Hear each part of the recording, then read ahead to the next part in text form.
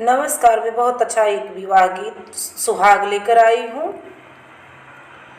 मैं तुमसे पूछी लो लहूरी ना नदिया, अरे लहूरी ना नदिया, अरे कैसन है ससुरे क लोग रे ललनवा, अरे कैसन है ससुरे क लोग रे ललनवा।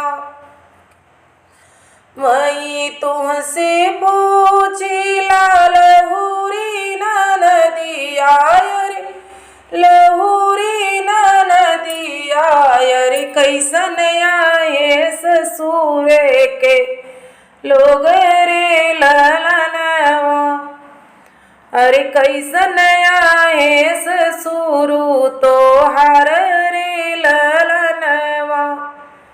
ससुरु तहे मोरा बिली में कमुसवा, अरे बिली में कमुसवा, अरे उड़ी ना वही अंगना दुआर रे ललनवा।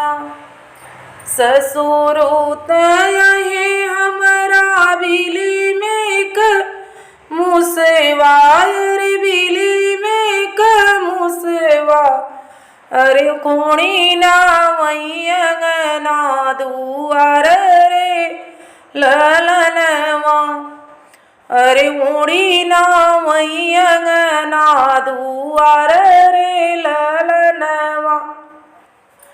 मैं तुमसे पूछी लहूरी ना नदिया, अरे लहूरी ना नदिया, अरे कैसन आई सासू तोहारी रे ललनवा, अरे कैसन आई सासू तोहारी रे ललनवा।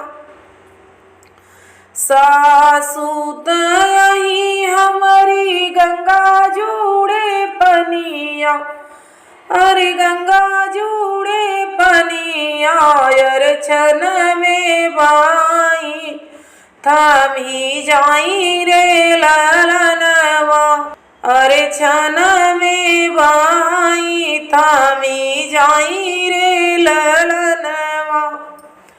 मैं तुमसे पूछूं लहूरी ना नदिया, अरे कैसन आहे जेठऊ तोहार रे ललनवा, अरे कैसन आहे जेठऊ तोहार रे ललनवा।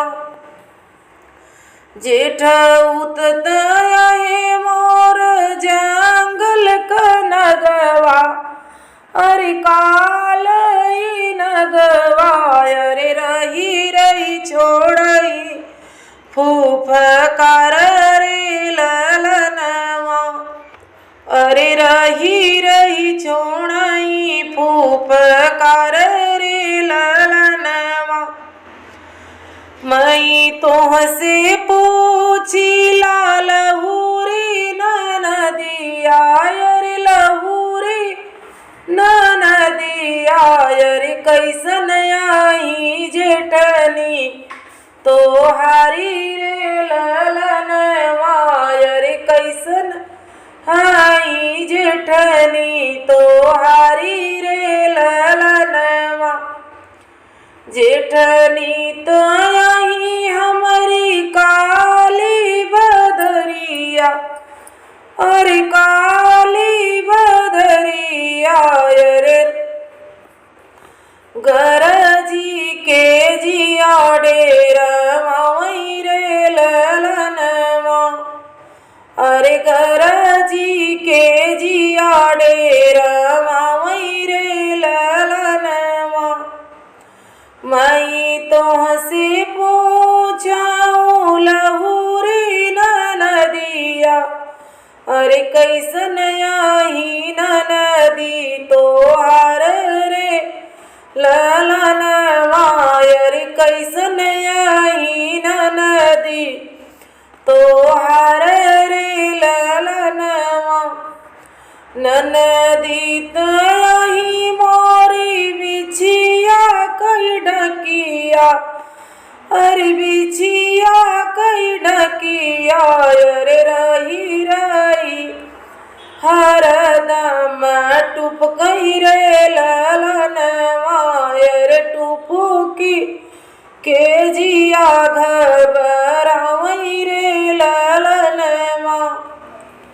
मई तुमसे पूछी लालहुरी ननदिया, अरे कैसन आहे ससुरे कलोग रे ललनवा, अरे कैसन आहे ससुरे कलोग रे ललनवा।